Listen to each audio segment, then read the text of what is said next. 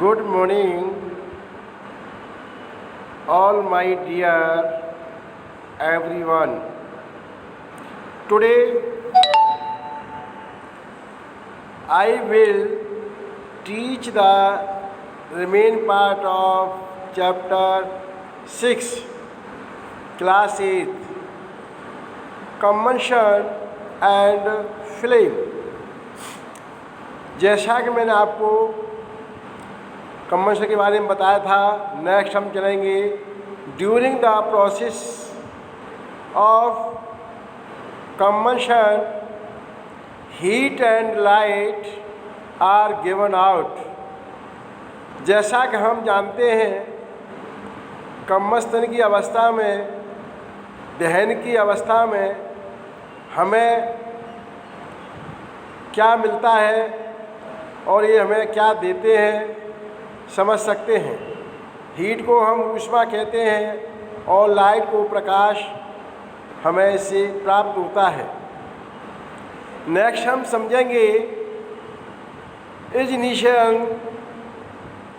Ignition temperature. अब इसको हम इनिशियल टेम्परेचर भी कहते हैं। ये क्या है, इसको हम हिंदी भाषा में समझेंगे तो आपको और अच्छा लगेगा। हिंदी में इसको ज्वलन ताप कहते हैं। तो यू आर रेडी?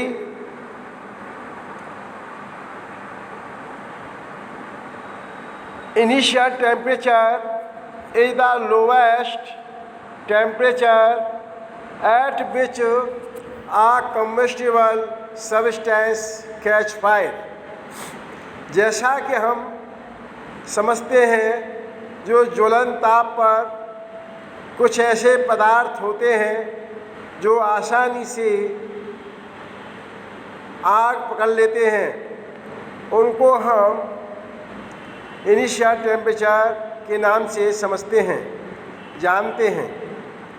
नेक्स्ट हम इसके आधार पर मैं आपको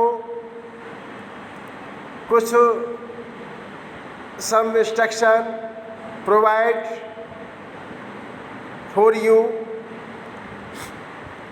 जैसा कि आपने मैचिस के बारे में सुना होगा, माचिस के बारे में। जब मैचिस आप जानते हैं और माचिस को आपने देखा होगा, उसका जो टॉप है, टॉप पर हमने क्या देखा है, क्या लगा रहता है, उसका कलर कैसा होता है। जब उसको हम रबिंग करते हैं तो फायर होता है, कम्बशन होता है, तो उसको हमने देखा होगा। आज मैं मैचिस के बारे में थोड़ा सा बता रहा हूँ, आप समझेंगे। जो इस पर, इसके हेड पर जो सब्सटेंस या पदार्थ लगा होता है वो क्या होता है, आ mixture of antimony trisulfide, potassium chlorate and white phosphorus with some glue and starch was applied on the head of a match made of suitable wood। जैसा कि हमने पढ़ा है या देखा है या सुना है, जो माचिस हम बनाते हैं तो इसके प्लांट भी हमने देखे होंगे। प्लांट को हम स्मॉल स्ट्रिप्स में हमें इनको एक मैचस्टिक जैसे बॉक्स है, देखा होगा आपने, उसका साइज में हम कट करते हैं और एक ऐसा मिक्सचर तैयार करते हैं जिसमें एंटीमनी ट्राइस सल्फाइड और पोटेशियम क्लोरेट और वाइट फॉस्फोरस को मिलाकर के हम ग्लू की हेल्प से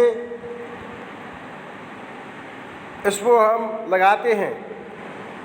जब हम इसको रबिंग करते हैं तो ये इजीली कैच फायर, आसानी से आग पकड़ता है।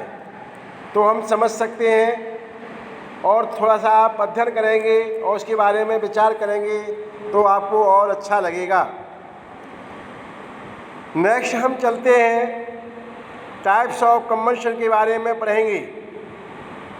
टाइप ऑफ कंबशन, तो the types of combustion differ depending on the types of fuel.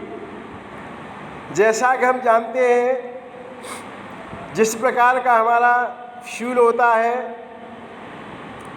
ज्वलनशील पदार्थ होते हैं, उसी प्रकार का हम कंबशन देखते हैं या दहन देखते हैं।